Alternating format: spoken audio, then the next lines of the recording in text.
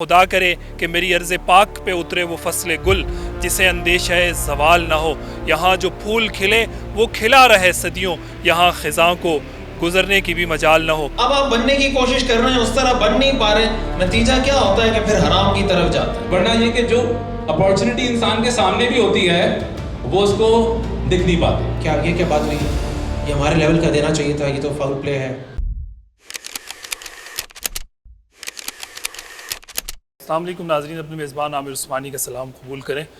میں انویسٹا Indus D H A میں اس وقت موجود ہوں اور یہاں پر ایک بڑی شاندار کانفرنس منعقد کی جا رہی ہے صالحین یوتھ کلب کے زیر اہتمام۔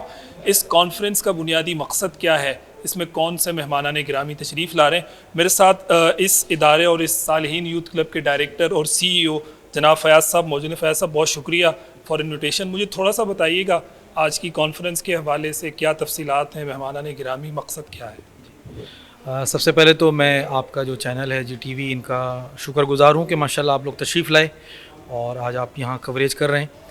الحمدللہ صالحین یوتھ کلب کے نام سے ہمارا ایک یوتھ کلب قائم ہے اور یہ ہماری تیسری سالانہ کانفرنس ہے۔ اور یہ جو ہماری کانفرنس ہے اس کی تھیم جو ہے وہ یہ ہے کہ young leaders lead Pakistan and امہ، کہ یہ جو ہمارے نوجوان ہیں کس طریقے سے پاکستان کی قیادت کر سکتے ہیں اور پوری امت مسلمہ کی قیادت کر سکتے ہیں۔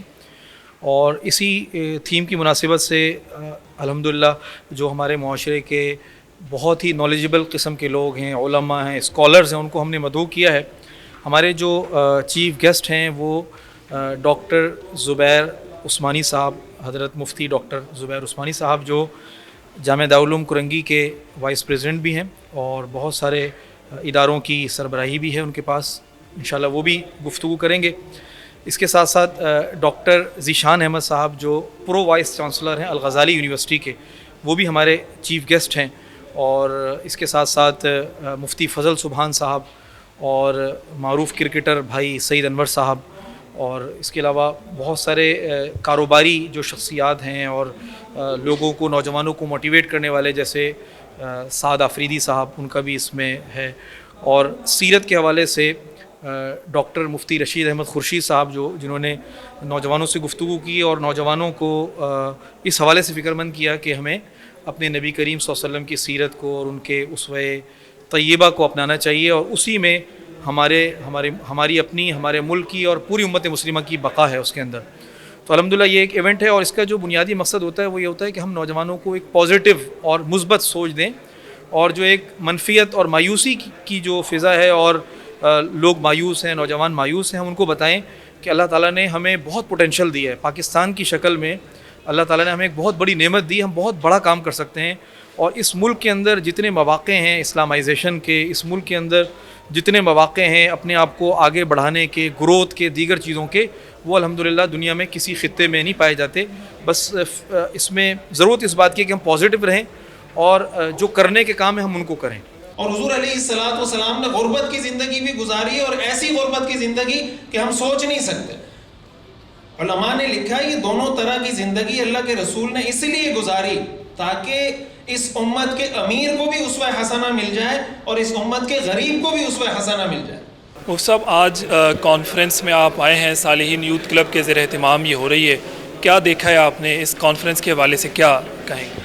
بہت زبردست ایونٹ ہے، اور صالحین یوتھ کلب کی جو ایکٹیویٹیز ہیں وہ ہم وقتاً فوقتاً دیکھتے رہتے ہیں۔ جس طرح نوجوانوں کو انہوں نے جمع کیا ہے اور آج کے دور میں بزنس کیسے کرنا چاہیے، آج کے دور کے چیلنجز کیا ہیں، ان مشکلات سے نکلیں گے کیسے، سیرت کی روشنی میں بھی وہ ساری چیزیں ان کو بتائی جا رہی ہیں۔ جو جدید آج کے بڑے بڑے بزنس مین ہیں ان کو بھی بلایا ہوا ہے تاکہ وہ بہتر طریقے سے اپنا مستقبل طے کر سکیں۔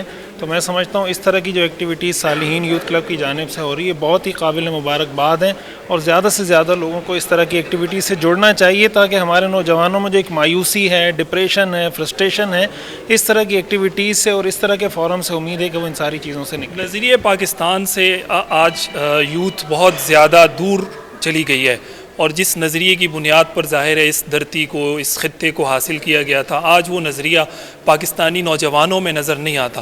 آپ کو کیا لگتا ہے اس طرح کی کانفرنسز کے ذریعے اس کو دوبارہ سے پروان چڑھایا جا سکتا ہے نوجوانوں کے؟ جی بالکل، دیکھیں نیگیٹیوٹی ہمارے یہاں اتنی ہو گئی ہے کہ بعض اوقات چھوٹی سی بات کو اتنا بڑا چڑھا کے پیش کیا جاتا ہے.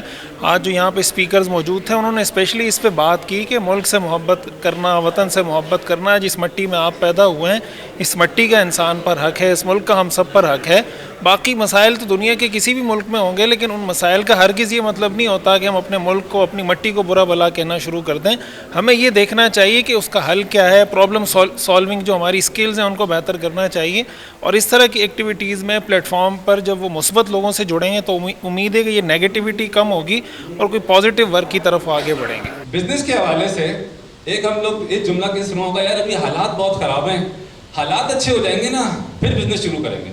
کتنے لوگوں نے یہ جملہ سنا ہوا ہے؟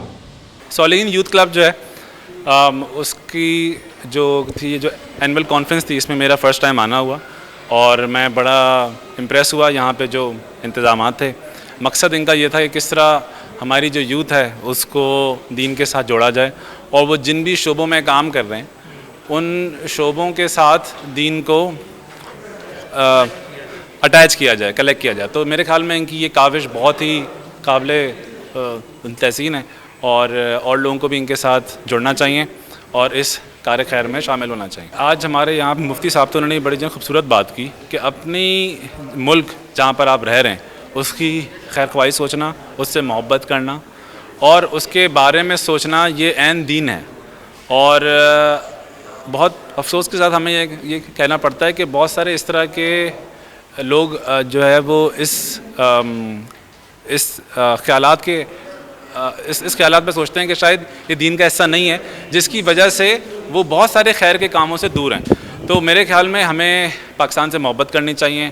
اور میں نے اپنی بھی جو میری جو پریزنٹیشن تھی اس میں نے اس بات کے اوپر زور دیا کہ کس طرح آج بھی پاکستان جو ہے وہ بہت بڑی نعمت ہے اور بہت سارے جو ایسے ممالک ہیں جن سے اگر آپ پاکستان کو کمپیئر کرتے ہیں تو وہ پاکستان ان سے بہت بہتر ہے. جب فیلئر آتا ہے تو فکس مائنڈ سیٹ ادھر ادھر بلیم کرتا ہے،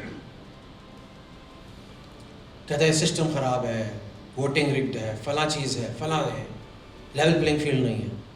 گروتھ مائنڈ سیٹ کہتا ہے if I am not going to fail, how am I going to progress? اگر میں فیل نہیں ہوں گا تو میں آگے کیسے بڑھوں گا؟